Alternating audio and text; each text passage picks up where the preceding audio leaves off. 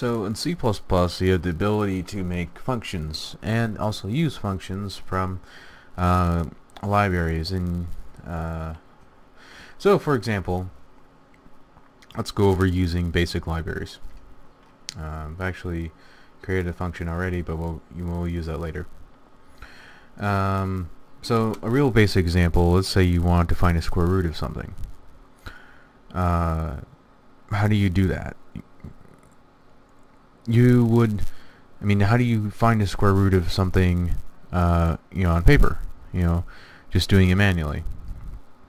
You would have to continuously keep dividing, and eventually you'd have a remainder if you were doing integer division.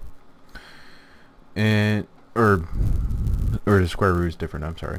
But same thing. You'd have to do it all by hand, and it could be very error prone after a while. And so the thing I'm getting at is that the whole point of software development is to produce error-proof code, or very not error-prone code. Pretty close. So what I want to do is find the square root of 4. So I'm going to use a library, or a function in a library.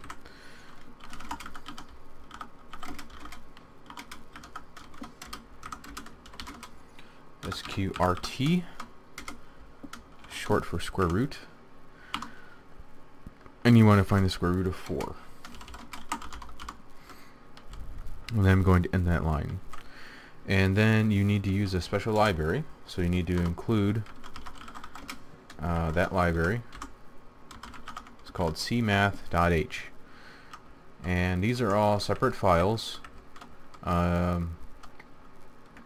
that are built into the C++ compiler directory.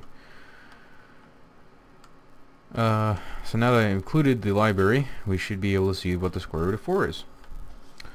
So I've saved the file, and I'm going to go over here, and then I'm going to compile it, and it says I have an error, no such file or directory.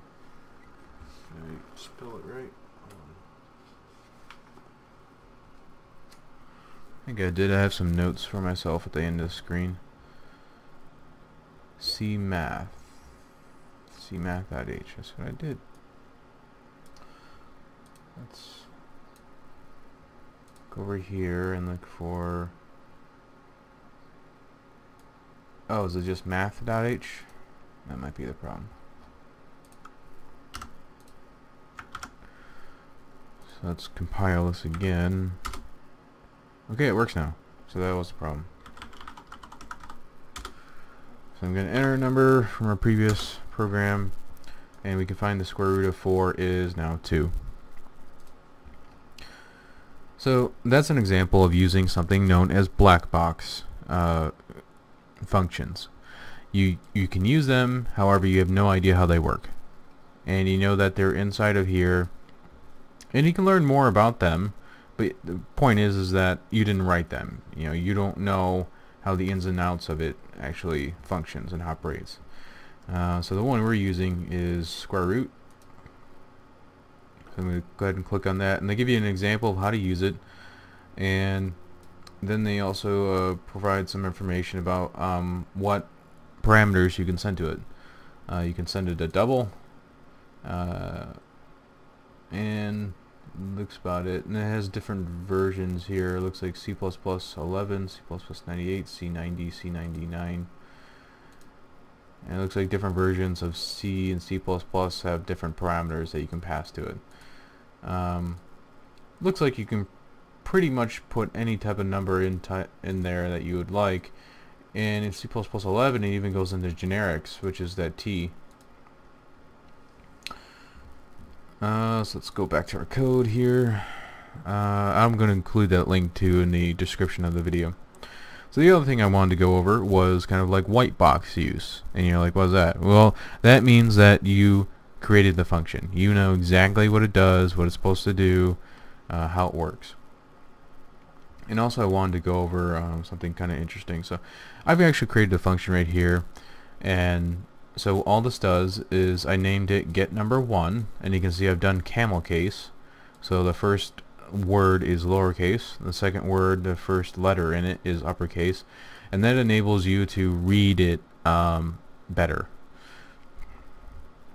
And this is very useful if if you're reading a lot of code.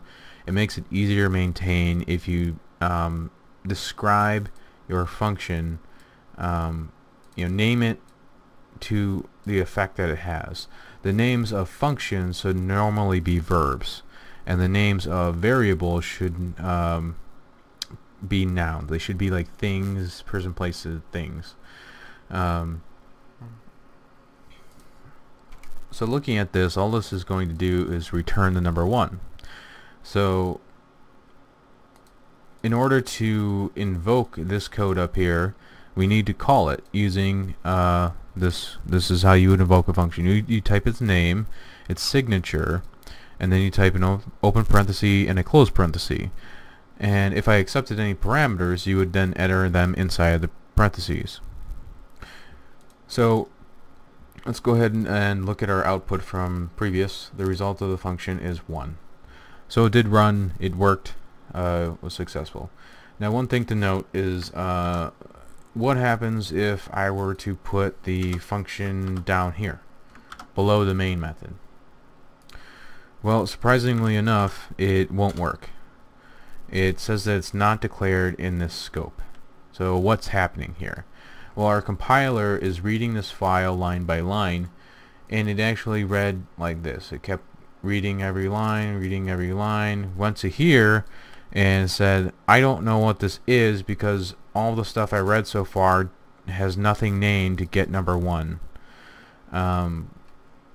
So we have to put our functions above the main method, so that when it's compiling and it reads this, it'll read that function, know what it is, and then when it has a reference to it in the main method, main function, it can then know what that does and go there and do the operation that it needs to do. So scope is very important in C and C++. And in the next video, what I'm going to show you how to do is create your own .h file, and that'll be useful then, because then you can take all of your functions that you've been using and put them in one file, and then just include this file in your main file. Therefore, it's a nice, easy way to maintain code. Instead of having like a 1,000-line file, each thing is separated and decoupled in a way that makes it more maintainable and readable in the future. Thank you for watching. If you have any questions, please let me know, or if I didn't touch on something.